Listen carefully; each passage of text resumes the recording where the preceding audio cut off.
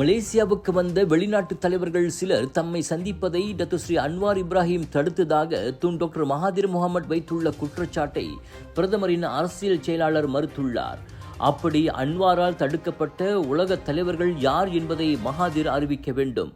தவறினால் அனுதாபம் தேடும் முயற்சியில் மகாதிர் வெளியிடும் அவதூறாக அது கருதப்படும் என காமில் முனிம் தெரிவித்தார். பொய் சொல்வது நல்லதல்ல, அது ஒரு பாவம் என தனது எக்ஸ் தளத்தில் காமில் கூறினார். மலேசியா வந்த 2-3 வெளிநாட்டு தலைவர்களை தம்மை சந்திக்க விடாமல் அன்வார் தடுத்ததாக அப்பா சரிதா எனும் பாட்காஸ்ட் பேட்டியின் போது மகாதீர் குற்றம் சாட்டியிருந்தார்.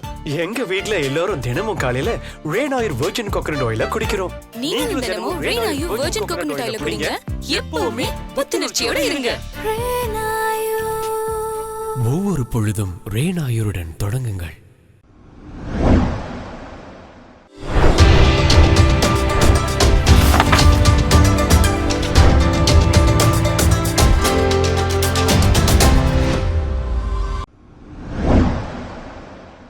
போதைப்பொருள் கடத்தல் குற்றத்திற்காக மலேசியரான பன்னீர்செல்வம் பரந்தாமனுக்கு இன்று காலை சிங்கப்பூரில் நிறைவேற்றப்படவிருந்த மரண தண்டனை ஒத்திவைக்கப்பட்டுள்ளது.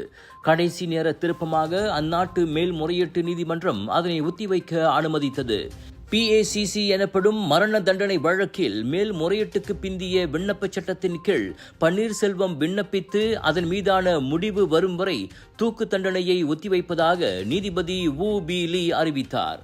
PACC என்பது மரண தண்டனை நிறைவேற்றத்திற்காக காத்திருக்கும் ஒரு கைதி தனக்கிருந்த அனைத்து சட்ட வாய்ப்புகளையும் பயன்படுத்திய பிறகு கடைசியாக தாக்கல் செய்யும் விண்ணப்பமாகும்.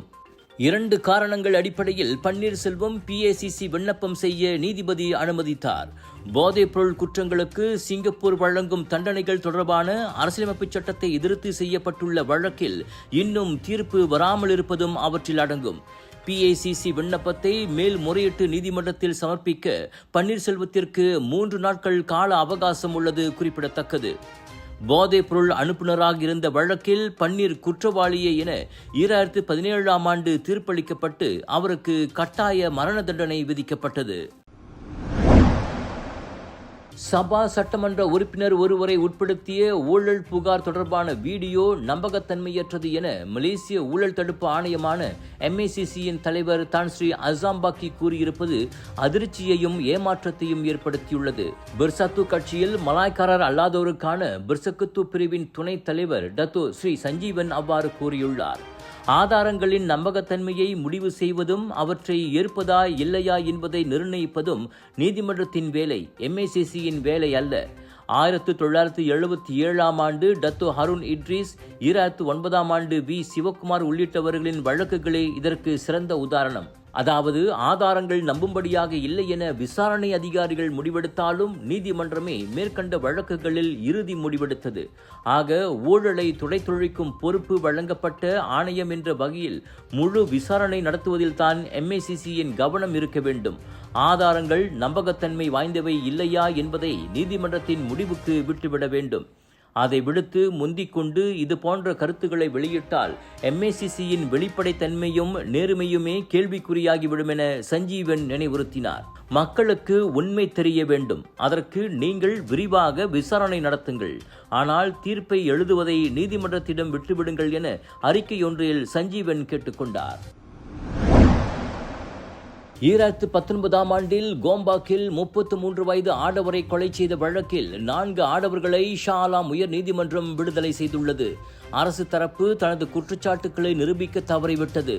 குறிப்பாக அந்நால்வருக்கும் எதிரான ஆதாரங்களில் அப்பட்டமான முரண்பாடுகள் இருந்தன. எனவே குற்றம் சாட்டப்பட்டவர்களை விடுவிப்பதாக நீதிபதி நோர்ஷரிடா ஆவாங் அறிவித்தார். 33 வயது K சுரேஷ், 36 வயது V கோபிநாதன், 36 வயது அப்துல் மாலிக் நஜீப் டீன், 30 வயது G நவீந்திரன் ஆகியோரே அந்நால்வர் ஆவர். 2019 ஜூலை 30ஆம் தேதி இரவு 10:30 மணி வாக்கில் கோம்பாக்கில் ஓர் உணவகத்தின் பின்னால் இருந்த ஆற்றின் அருகே D சரவணன் என்பவரை அடித்துக் கொண்டதாக அந்நால்வரும் குற்றம் சாட்டப்பட்டிருந்தனர்.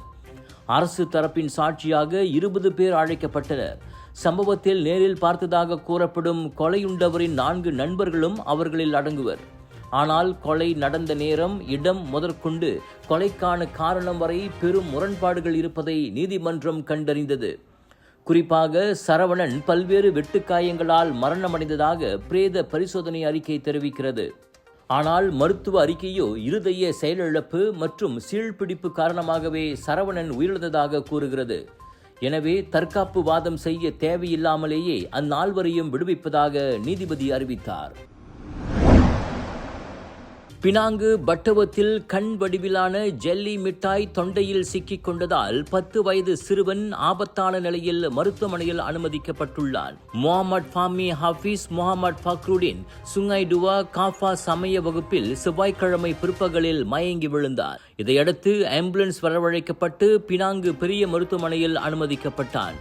அந்த சமய வகுப்புக்கு அருகில் இருக்கும் ஒரு கடையிலிருந்து அவன் அந்த ஜெல்லி மிட்டாய்களை வாங்கியதாக தெரிகிறது. நேற்று காலை வரைக்குமான நிலவரப்படி அச்சிறுவனது உடல்நிலையில் மாற்றம் எதுவும் தெரியவில்லை. வெள்ளிக்கிழமை வரை இதே நிலை நீடித்தால் அனைத்து மருந்துகளும் நிறுத்தப்படும் என மருத்துவர்கள் தெரிவித்துவிட்டனர். இனி கடவுளை தான் நம்பியுள்ளோம் என ஃபாமியின் அத்தை கூறினார்.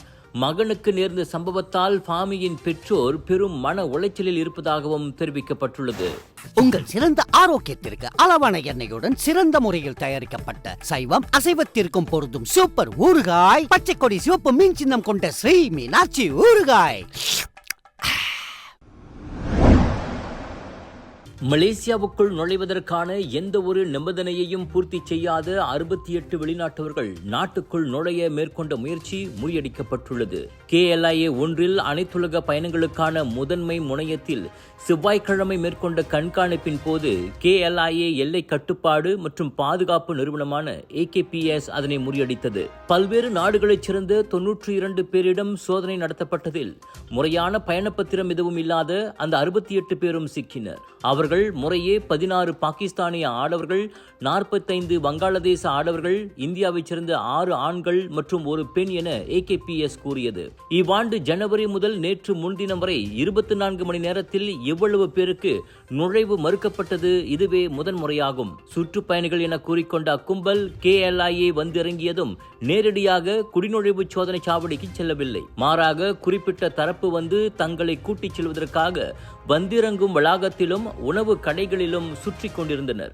இவ்வாண்டு இதுவரை 2654 வெளிநாட்டவர்களிடம் சந்தேகத்தின் பேரில் AKPS சோதனை நடத்தியதில் 900 பேர் மேற்கண்ட யுக்தியில் மலேசியா வந்தது அம்பலமானது. உண்மையான சுற்றுப்பயணிகள் அல்ல என்பது உறுதியானதால் அவர்களுக்கும் நாட்டில் நுழைய தடை விதிக்கப்பட்டது.